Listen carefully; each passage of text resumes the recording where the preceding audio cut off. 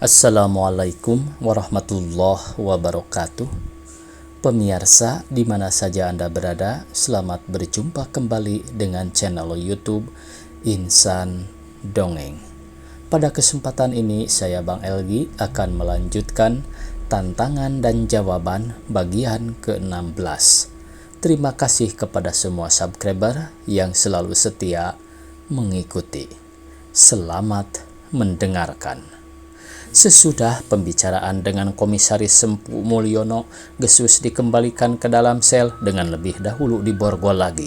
Di dalam sel ternyata telah tersedia nasi bungkus dan air minum. Keesokan harinya, kira-kira pukul 10, Gesus dan Sersan Haji Suhandi diangkut ke Seksi 1 KMKB DR, diserahkan kepada Sersan Sobana dari bagian pemeriksaan dan diadakan timbang terima sebagaimana mestinya. Sekarang Gesus bebas kembali, tapi untuk sementara ia harus menghindarkan diri dari anggota-anggota DITII. Seminggu kemudian diterima berita dari Cianjur bahwa Mualim Burhan yang berhasil lolos telah bertemu dengan Sanusi Partawijaya dan melaporkan tentang tertangkapnya Gesus di Jatinegara. Berdasarkan laporan dari Cianjur itu, Gesus memerintahkan Ahmad Bunyamin untuk membuat laporan resmi kepada Panglima Divisi 1 Agus Abdullah dan kepada Imam Kartosuwiryo dan mengajukan usul agar semua surat-surat untuk KBW 1 dan KDKB DRM untuk sementara dialamatkan kepada Ahmad Bunyamin. Dalam laporan itu dinyatakan bahwa untuk sementara pekerjaan Gesus akan dirangkap oleh Ahmad Bunyamin. Usul itu ternyata disetujui oleh Agus Abdullah dan Kartosuwiryo. Sekarang Ahmad Bunyamin menjadi orang penting sekurang-kurangnya di mata DITII. Semua surat dari hutan sekarang dialamatkan kepadanya dan semua surat untuk hutan ditandatangani olehnya. Untuk sementara Gesus mencurahkan perhatiannya kepada usaha penghancuran gerombolan-gerombolan bambu runcing dan gerombolan pengacau lainnya. Dengan mengorganisasi jaringan informan yang rapih dan memobilisasi mereka, tempat-tempat persembunyian gerombolan itu berikut kaki tangan mereka dengan mudah dapat diketahui. Penangkapan banyak dilakukan di daerah Kebon Nanas, Kebon Sereh, Kebon Kosong, Cempaka Putih, Rawa Bangke, dan Klender. Demikian pula di daerah Palmerah, Tanah Abang, Bongkaran, Pesing, Tanjung Duren, Kebon Ceruk, Pondok Labu, dan Jakarta Selatan. Sedangkan di Jakarta Kota penangkapan banyak dilakukan di daerah Jembatan 5, Kampung Gusti, dan Pasar Ikan. Di Priuk banyak dilakukan penangkapan di daerah Cilincing, Marunda, Rawabadak, dan Warakas.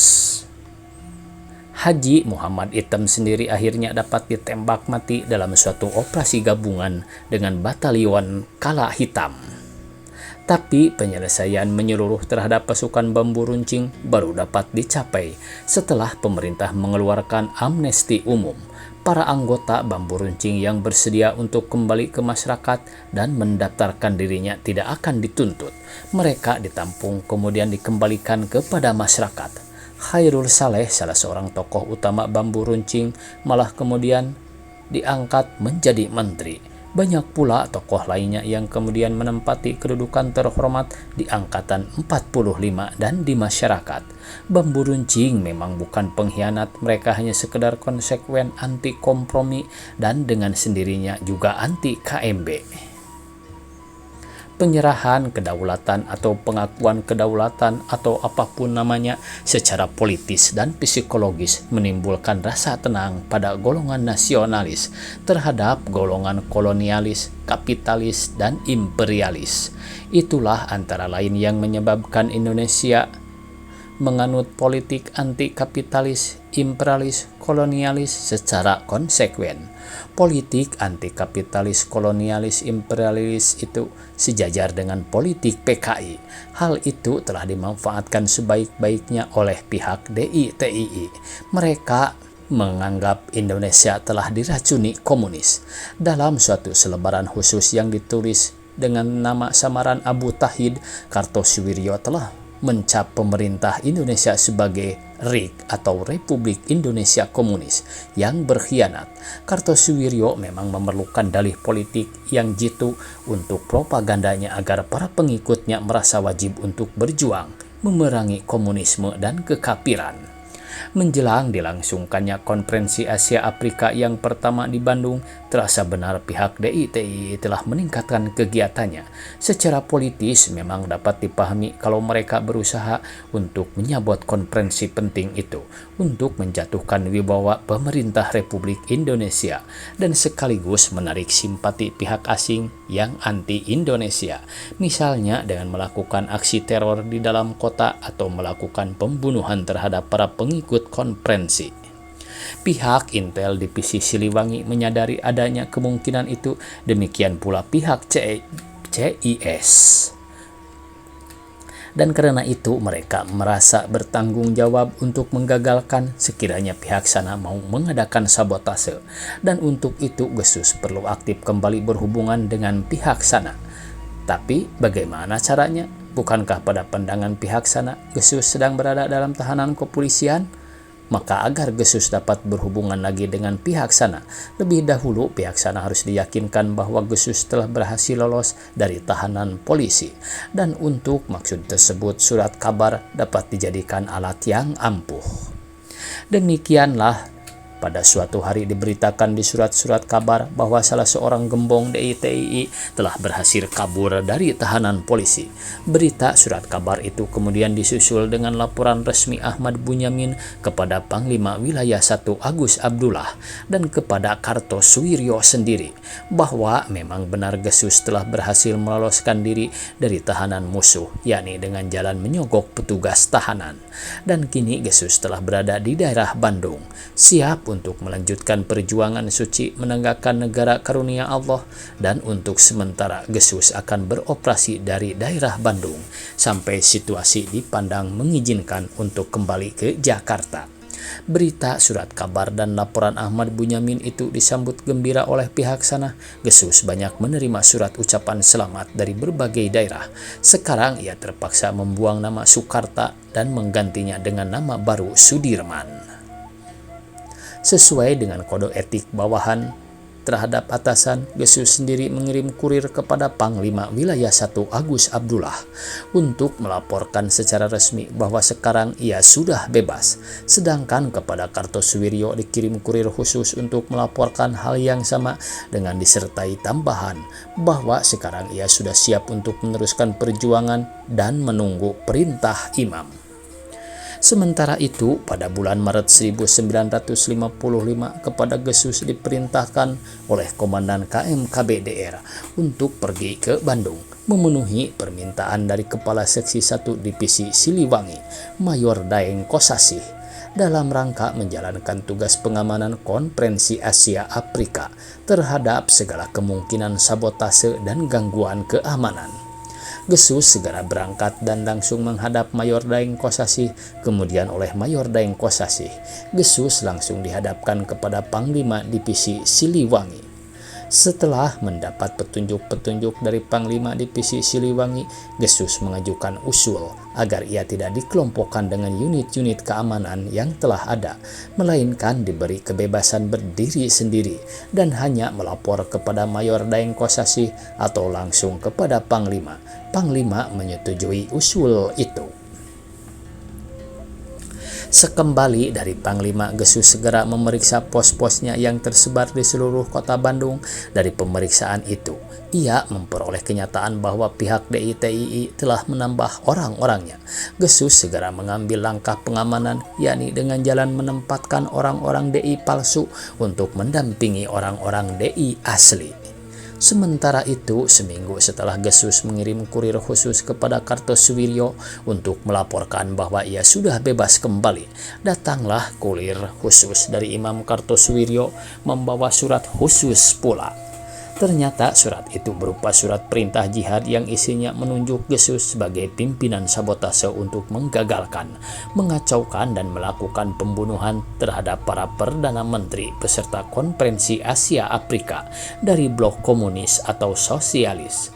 Tembusan surat perintah jihad itu dikirim kepada semua panglima wilayah divisi, semua komandan resimen, dan komandan-komandan batalion DITII. Beberapa kesatuan yang menerima tindakan surat perintah jihad itu segera mengirim anggota-anggotanya ke kota Bandung. Mereka semuanya melaporkan kepada Gesus dengan memperlihatkan surat perintah dari kesatuannya masing-masing dan menyatakan siap untuk menjalankan perintah Gesus. Dalam surat perintah itu dicantumkan bahwa selama mereka berada di Bandung, semua kebutuhan mereka menjadi tanggungan Gesus.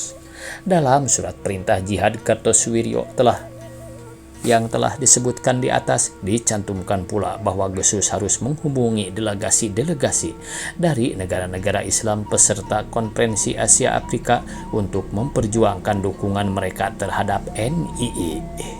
Surat perintah jihad itu diterima oleh Gesus 3 minggu sebelum dibuka Konferensi Asia Afrika, dan dengan diterimanya surat perintah jihad itu, Gesus harus memainkan peran ganda yang satu sama lain bertentangan. Gesus segera melaporkan isi surat perintah jihad itu kepada atasannya dan melaporkan pula bahwa ia telah menitipkan anggota-anggotanya mendampingi anggota-anggota DITII agar sewaktu-waktu diperlukan dapat segera mengambil tindakan. Perlu diketahui bahwa selama menjadi imam NII, Kartosuwiryo belum pernah menarik kembali surat perintah jihad yang telah dikeluarkannya. Artinya, petugas yang menerima perintah jihad tersebut harus bersedia mati untuk melaksanakannya. Sekarang surat perintah jihad itu diberikan kepada Gesus karena dia dipandang mampu untuk melaksanakannya. Sedangkan di pihak lain, Gesus justru mendapat tugas untuk mengamankan Konferensi Asia Afrika terhadap segala kemungkinan sabotase dan gangguan keamanannya agar konferensi dapat berjalan dengan lancar. Mengemban dua tugas yang satu sama lain bertentangan ternyata tidak mudah. Untuk sementara, cara yang dapat dilakukannya hanyalah melalui aksi militer dan menangkapi petugas-petugas Kartosuwiryo itu pada waktu yang dianggap tepat, karena tempat-tempat mereka sudah diketahui semua, dan bersamaan dengan itu Gesus sendiri harus ikut ditangkap agar tidak menimbulkan kecurigaan pihak sana. Gesus merasa kurang setuju dengan cara itu. Ia menghendaki cara yang lebih halus. Tapi cara apa? Gesus memeras otak, kemudian mengkilat sebuah gagasan di kepalanya. Bukankah Kartosuwiryo memerintahkan kepadanya untuk mengadakan hubungan dengan delegasi-delegasi peserta konferensi dari negara-negara Islam? Sekarang Gesus merasa sedikit lega. Ia telah menemukan sebuah jalan keluar, tapi untuk dapat menempuh jalan itu, lebih dahulu ia harus melakukan perintisan. Gesus memerintahkan kepada beberapa orang pembantu ulama untuk mengadakan operasi senyap di Departemen Luar Negeri. Operasi senyap itu bertujuan mempelajari dan meneliti dengan seksama bentuk kepala surat, stempel, dan tanda tangan dari negara-negara tertentu, khususnya dari negara-negara Islam peserta konferensi. Mudah-mudahan sukar pekerjaan itu karena petugas Gesus tidak boleh melibatkan Deplu secara langsung, tapi akhirnya berhasil juga diperoleh beberapa contoh dan selanjutnya dapat dibuat tiruan kepala surat, tiruan stempel, dan tiruan tanda tangan yang diperlukan. Dengan mempergunakan bahasa diplomatik dalam bahasa Inggris yang disusun oleh seorang ahli, terciptalah sebuah surat aspal asli tapi palsu dari sebuah negara Islam peserta Konferensi Asia Afrika yang ditujukan kepada Imam NII Kartosuwiryo. Isinya antara lain: 1. Penghubung Kartosuwiryo yang mendapat tugas untuk memperjuangkan dukungan dengan pengakuan terhadap NII telah datang dan telah diterima dengan baik. Mision yang dibawanya telah menjadi perhatian. 2. Kartosuwiryo diminta dengan hormat agar turut mensukseskan konferensi dan tidak melakukan tindakan yang dapat mengganggu kelancarannya, karena konferensi ini adalah untuk kepentingan umat Islam juga. 3. Kalau Kartosuwiryo mengambil tindakan yang dapat mengganggu kelancaran dan keamanan konferensi, hal itu bukan saja dapat merugikan konferensi, melainkan akan sangat merugikan NII sendiri, karena dapat dipastikan NII akan kehilangan simpati dari negara-negara peserta konferensi, khususnya dari negara-negara Islam. Dengan membawa surat penting tersebut, Gesus pergi ke pos tempat berkumpul petugas-petugas DITII. Kepada mereka, Gesus memperlihatkan surat tersebut lalu menanyakan siapa di antara mereka yang sanggup menjadi utusan untuk secepatnya menyampaikan surat tersebut kepada Kartosuwiryo. Seorang dari antara mereka mengangkat tangan dan menyatakan bersedia menjadi kurir untuk menyampaikan surat tersebut. Gesus tidak menerima begitu saja kesanggupan orang itu, melainkan lebih dahulu mengujinya dengan seksama, sampai di mana kesungguhan dan kesanggupan orang itu.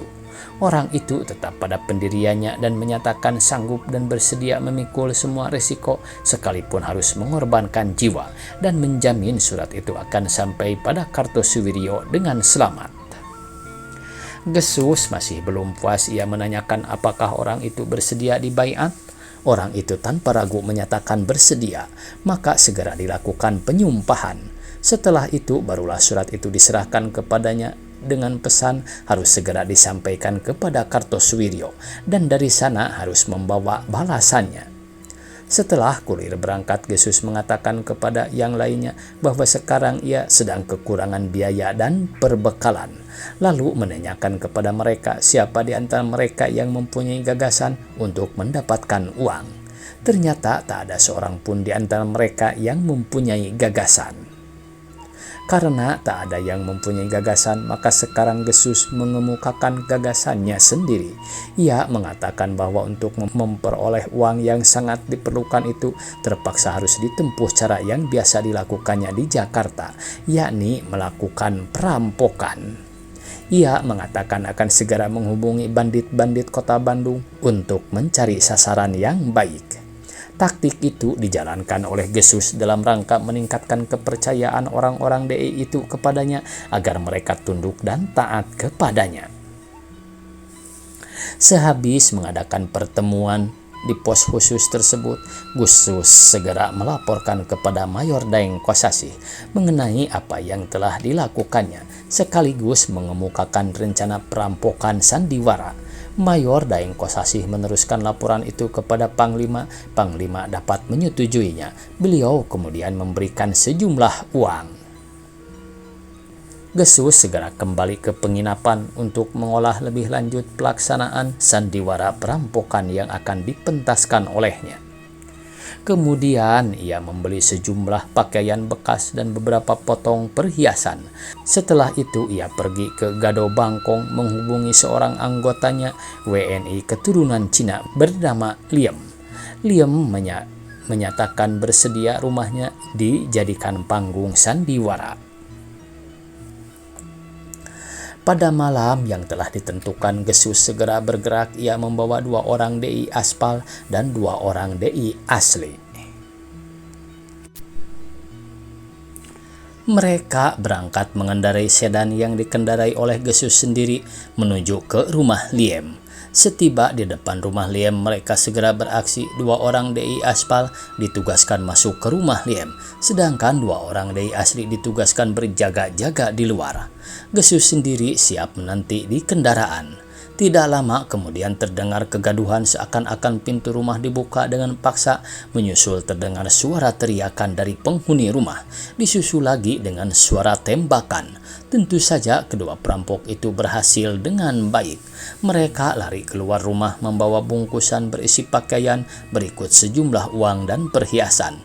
Lalu naik kembali ke dalam mobil. Mobil segera dilarikan menuju ke pos yang telah ditentukan.